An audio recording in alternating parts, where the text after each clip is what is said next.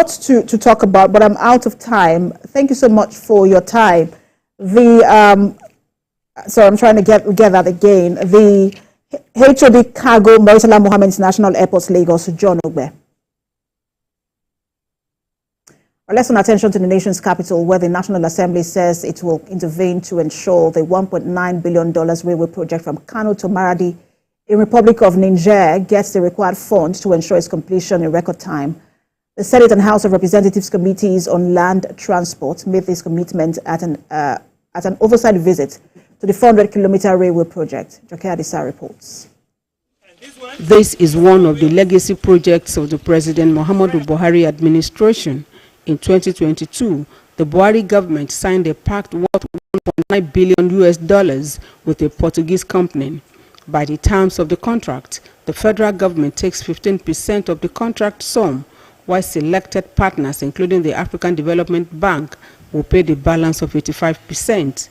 December 2026 is delivery date for the project.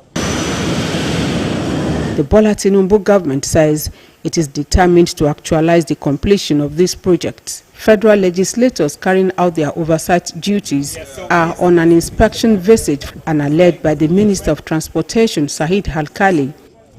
On arrival, the company takes the team through a graphic presentation of the state of the project. It says has gone up to 35%. On its second day in Kano, the visiting team is on an inspection tour of the project, and Kazaure in Jigawa State is his first point of call. This is the production camp of the company handling the project. Young men and women handle different equipment to produce the 8,100 sleepers needed to complete the project. From Kazaure, they headed to Sandamu in Daura, Katsina State, one of the many construction sites. We have seen the construction of the rail tracks. We have seen how the locals are benefiting from this project. All the development commissions will be able to put their resources together to invest in railway construction to connect not only the cities but the hinterland. By the time we divert somewhat into rail transportation, it will take a lot of pressure off fossil fuel and thereby addressing climate change and all of that. The minister highlights the desire of the government to open up the railway sector. By the time you start freight from Lagos to Maradi, this is in line with African continental free trade. So we are going to generate a lot of money, and at the end of the day, it's going to make a lot of impact of the GDP growth of this country. For the company handling the project, the completion date remains sacrosanct once all parties in the deal played their own path. Joke Adisa, TVC News. Solicitor General of the Federation, Beatrice Jedi Agba, says special prosecutors will be in charge of handling cases of violence against children. She was speaking at a two-day Key Players Forum on ending violence against children in Nigeria. Celestina Area reports. Approximately 6 out of 10 children experience one form of physical, sexual, or emotional violence before the age of 18. Despite this, many children who report incidents of violence do not receive the help they need. These violence could be behavioral, verbal, physical, or sexual. They have the high probability of damaging the child's mental or physical and social development. Stakeholders agreed that ending violence against children requires a multifaceted approach, especially forums like this. By parents, carers, and caregivers. It also includes conscription into warfare, sexual violence, sexual exploitation, and emotional abuse. Together, let us explore practical solutions to the challenges we have identified before now, and also identify in this meeting, and agree on practical ways forward, which will demonstrate our commitment and move us many steps forward in ending the menace violence against children in Nigeria. Justice of the Court of Appeal, Justice Susanet Wike, says key strategy that can be adopted to end violence against children are creating more preventive programs which educates parents and caregivers and creates community awareness, a legal framework, amongst others. We must empower parents, educators, and community leaders with the knowledge and tools to recognize and prevent violence. The church, mosques, community-based organizations, and cultural organizations are critical and major actors. 2. Legal frameworks. Beyond the passage of the laws, it is important to ensure that these laws are enforced, and there's still a gap in that front. This highlights an important role that the justice sector can address, ensuring that when children report, their voices are heard and they receive the assistance they deserve.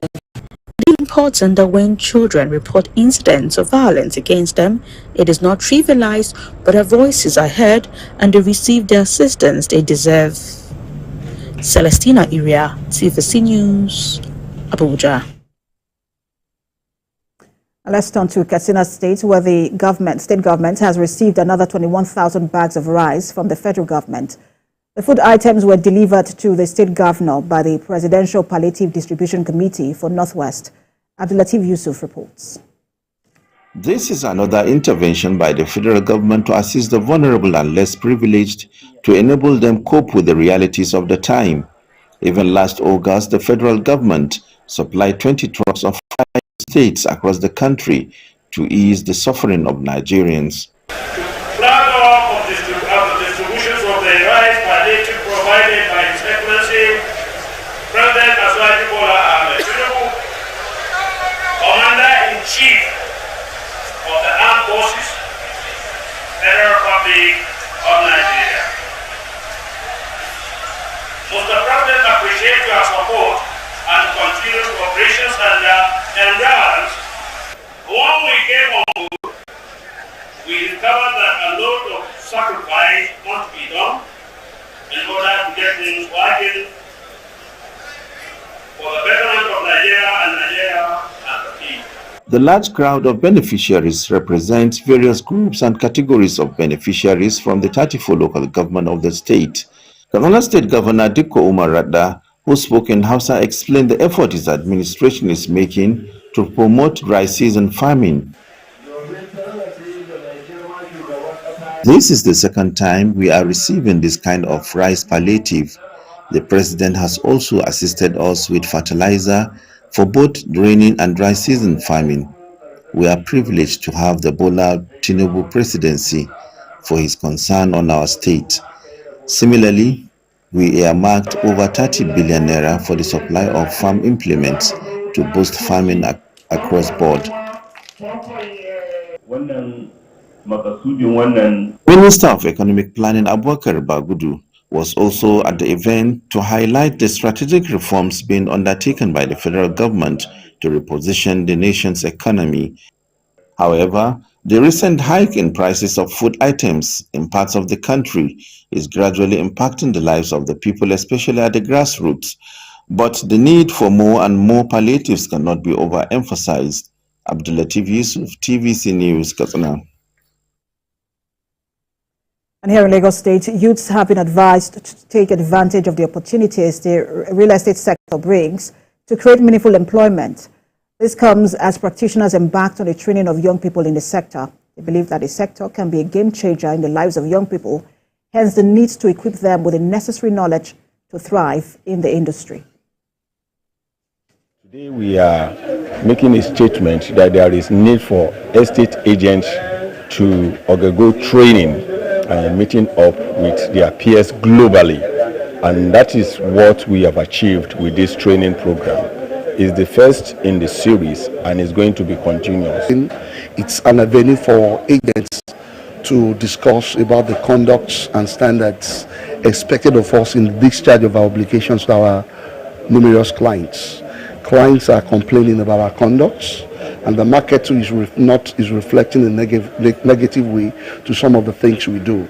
So we need to come together and start talking about the way we behave, start talking about transparency in our transaction, start talking about confidentiality in our transaction, start talking about how do we manage our accounts and comport ourselves, and the laws that governs our profession. We talk about our fee, why we need to discuss our fee with our clients, how to get our clients acquainted with our practice manual. And to the nation's capital, where Vice President Kashim Shettima has expressed shock over the death of Richard Tallinn, son of the former Minister of Women Affairs, Pauline Tallinn, described the loss as unexpected and prayed to God for the repose of his soul. The Vice President said this when he paid a condolence visit to the family's Abuja residence in the company of Deputy Chief of Staff to the President, Office of the Vice President Ibrahim Hadejia. Vice President Shettima acknowledged the deceased's bright future and contributions to Nigeria's development.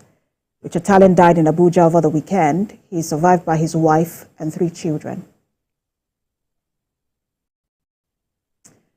To Osun State, where the state government has presented awards and cash prizes to outstanding secondary school pupils who participated in the recent Nigeria Academic Stars Mathematics, Science and Skills Entrepreneurial Competition. We'll have details in this report and then we'll return with business updates. The pupils are 12. They were drawn from both public and private secondary schools in the state to participate in the competition. Damilola Amao came first. I thank them, and they should do this type of competition more so that young mathematicians like me will be more consistent in their studies too. The state government said the awards and cash prizes is to encourage other pupils to be committed to their studies. Because for them to win prizes across the states in Nigeria and Africa, at least it's a landmark achievement for the students, for the teachers, and for the states. So and the only thing we can do is to encourage them. And to encourage them is that to give them prizes, to recognize them. All the way allow their children and their wards to stay focused in their studies. Most importantly in mathematics, because mathematics is the giant of all sciences. And once a child is good at maths, then the child is good at other courses. And other courses will also eventually be a walkover. Elsewhere, a traditional ruler, Obadedokun Abolari, calls for investment in the nation's intellectual property as a means of securing a brighter future for the country. Speaking at an event in Osogbo, the monarch emphasized the importance of tapping into Nigeria's rich pool of intellectual resources to drive progress and create a better tomorrow. For us to get it done, we must believe in Nigeria. We must aspire and develop the educational system in Nigeria.